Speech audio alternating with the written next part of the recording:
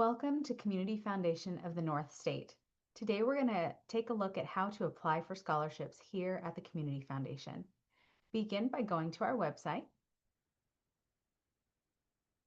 and scroll down until you see Grant and Scholarship Seekers. This will take you to a general funding area and you want to select scholarships. This page will have lots of information on the scholarship programs held here at the Community Foundation. For today, we want to pay attention to the universal application and the portal that opens November 3rd. To access this portal, click Apply Now. The first thing that you'll do is create an account. As you create an account, we require your first name, your last name, and an email address that you will have access to after graduation. It's important that you not only use an email address that you use in high school, but something that you can access after you graduate. Complete the rest of the required questions. You'll know they're required because they have an asterisk next to them. Then click Next to set up your password.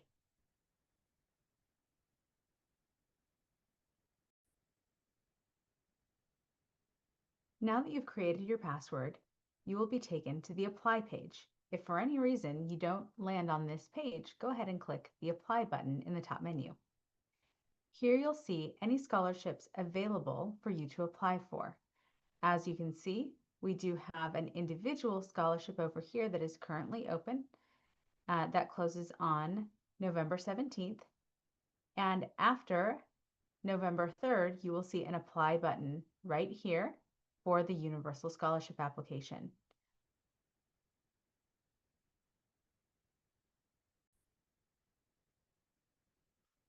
When you click that Apply button, you'll be taken into your very own application. Now here you can review your applicant information to make sure that it's all correct. And you'll also always have the due date listed here at the top, as well as a reminder about those required questions. Now, an important thing about Universal Scholarship applications is that these are one single application that is your doorway into many different scholarships. So rather than fill out the same information many times to apply for many different scholarships, you will fill it out once here, and the system will let you know what scholarships you qualify for. As you can see, these questions are fairly simple. What type of student are you? What county do you reside in? What is your gender? Are you at a public high school? GPA. If for some reason you enter in something that is not an appropriate answer, then the system will let you know that you can't answer that. So in this situation, we're going to go ahead and stick with a 3.75 GPA. You'll select your intended field of study and answer some more information about how you plan to attend college next year. We then get down to financial need. In this section, we do ask that students let us know if they have completed the FAFSA or the California DREAM Act application. If you are unfamiliar with the FAFSA or the DREAM Act and would like more information, you can click on this video to be taken to a informational FAFSA video that's also linked to many additional videos put out by the Department of Education. Or you can go to the links here or here to access those specific applications. Regardless of if you answer that yes or no, you have filled out the FAFSA or DREAM Act application, you will be asked if there's any additional financial information that you would like to be considered when evaluating your application. Here are some examples of information that you might want to include. If your parent was laid off from their job, you might want to include some information about that. If your family has an unexpected medical bill or something, another debt that is large and is impacting the family's finances, you may want to mention that. If you decide to put in something here under those additional financial need factors, I encourage you to be as detailed as possible. Here we put in very basic language, but I would encourage you to be as specific as you are able to be. If you have completed the FAFSA or DREAM Act, we're going to ask you to upload the first page of your student aid report. If you did not complete the FAFSA, we're going to have you upload a document that just simply says that you did not complete the FAFSA form. You can also tell us more information about your financial situation. On that student aid report, you will have your student aid index number. We're going to have you input that here.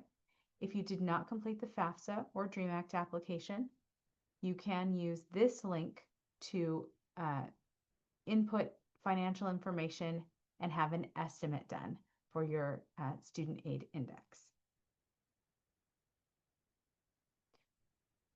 Then we have some additional qualifying questions.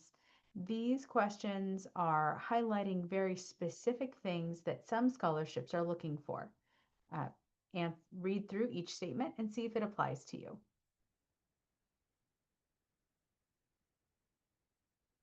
In the next section, we ask you what types of high school activities you were involved in. The answers here do change your overall form. For instance, if you were not a part, if you didn't do any volunteering, you can deselect that and you'll see there's no volunteering group that shows up here. No space to put in volunteer activities. However, when we check that, now we have a whole section that's all about volunteering. So be sure to take a moment and really think through what applies to you. In each section, you'll have 5 spaces to input activities that fall into this category. One thing to call out is that these are text fields. So if you need to put some additional information, particularly in the grades or times of participation section, we want to encourage you to do that. And at the end, if you have maxed out all of those fields or maybe maxed out one of those sections and you would like to tell us more about some activities that you did or ways that you were involved, you do have this additional section here to be able to give that information. Based on questions that you've been asked earlier, you may be asked some additional questions to see if you qualify for some niche scholarships. Then you'll go ahead and upload your transcript and do an essay. Now, every scholarship application has this essay on it. This is part of the essay. This essay is part of the process for every scholarship.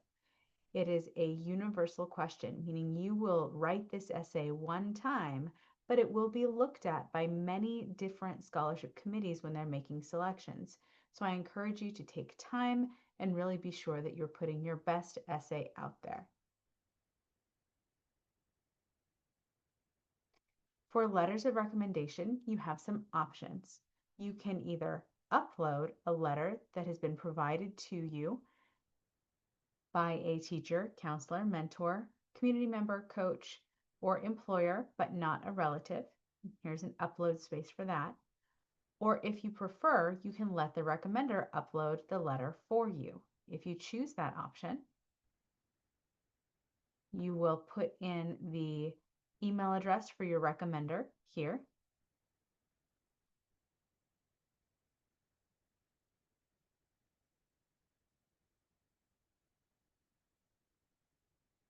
And you will click Compose Email. Here you will have a pop-up that allows you to compose and send an email to that recommender asking them for this recommendation. You must click send on this email pop-up in order for them to have access to your application. This is what grants them access. So we could put in a subject line that is help on my scholarship. or something that is relevant to you, it is good to include your name in that subject line. And then we do have some sample text here that you can absolutely copy and paste in. For today, I'm just going to put in some quick qualifying text and click send. All right, so this email was sent.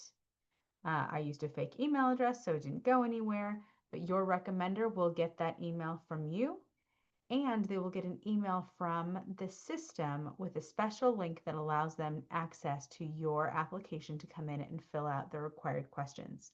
You don't get to see those answers or what they filled out. It is what is called a blind letter of recommendation. You can come back into your application at any time and see if rather than email was sent, it says that the recommendation was completed or submitted. So that is what you're looking for this green box text to change. Finally, you're going to take a look and read this authorization statement. Agree and type in your signature. Now, I do encourage you to stop and read these instructions. It is very important to ensure that you don't miss any scholarship opportunities. So first, this is the initial universal application. This might be all you need to qualify for a couple of scholarships, but there are likely more that you qualify for but need to provide some additional information or answer a couple more questions in order to be considered. Don't miss out on those opportunities. We're going to go over just how you see those and do those in just a moment. If at any point you are interrupted or you need to take a pause from your application, you can always save your work. You can save here at the bottom, but know that every time you move from one question to the next, that information is going to save. So anytime we basically click into a field, the entire application saves. If you're working on an essay, it saves every time you type 100 characters. So let's go ahead and save this application so that you can see what it looks like to come back into the system. So after you have logged out, if you log back in to continue your application, you're no longer going to be taken to the apply page. Now you're going to be taken to your dashboard. This is going to track all of the information that you have and all of the applications that might be generated. So here we have your Universal Scholarship application. We're going to click on this application link here, or under Assigned to You, we can click Continue. Either one of those places will take you to your application. You can see we're right back in here with all of our saved work. Let's scroll all the way to the bottom and click Save. Click Submit. When you submit your application, oh, it looks like I missed a required field. This is a great example. If I miss something that I should have entered that is required, the system will not let me submit. It's going to tell me right here what I've missed. And I can scroll up. And here it is. So you can see it highlighted in red, what it was that I missed. In this case, it was a volunteerism question. I'm going to say that is less than 100 hours. And I'm going to go ahead and come back and submit my application.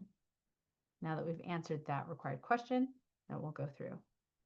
When you click Submit, the system takes all the information that you've entered in on your application and sorts through it to see if exactly which scholarships you qualify for. So based on the application, you are eligible for this list of scholarships. That's a good amount of scholarships. That's great. Now, in order to be considered for all of these scholarships, you need to submit some supplemental information for these 5. You can do that in 2 ways. The first one is to click Continue. I will say, if you are interested in always knowing what this list is, this is a great, quick screenshot to take. It's a good, concise way to see that information. So let's click continue. When we do that, it's going to take us right into one of the applications that has supplemental questions. In this case, we need an essay. All right. Now, if I were to come into a scholarship and say, this is absolutely not for me, I do not want to apply for the scholarship, I can abandon that request, but you can't get it back. So I strongly encourage that you submit every possible scholarship that you can.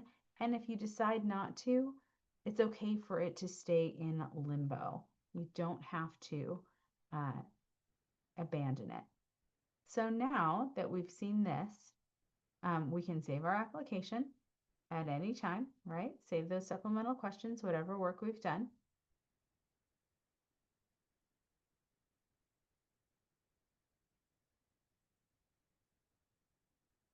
And to see another scholarship, we can go back to our homepage. This looks a bit different than it did just a moment ago.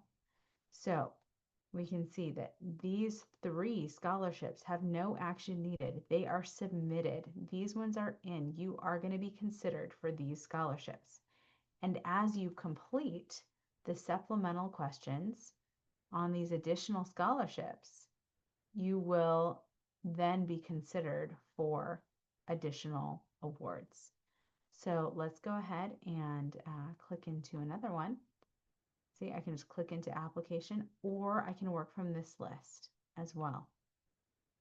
So let's take, I clicked into the same one we were in before. That's okay. We can always go back to our list.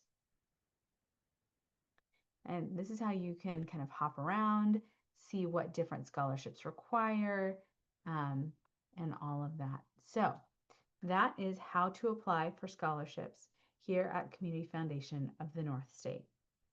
So you will be able to come back to your dashboard at any time. You will be able to, review and see what's going on with any of your scholarships. If they are still have action needed, if they are submitted and there is no action needed, then you are done. And once an award has been decided, you will even see them in that completed or historical section. So that is how to kind of view your dashboard. If you have any questions, please reach out to the friendly staff at Community Foundation of the North State. Their email address and phone number is all over this application, but of course, it can also be found on their website.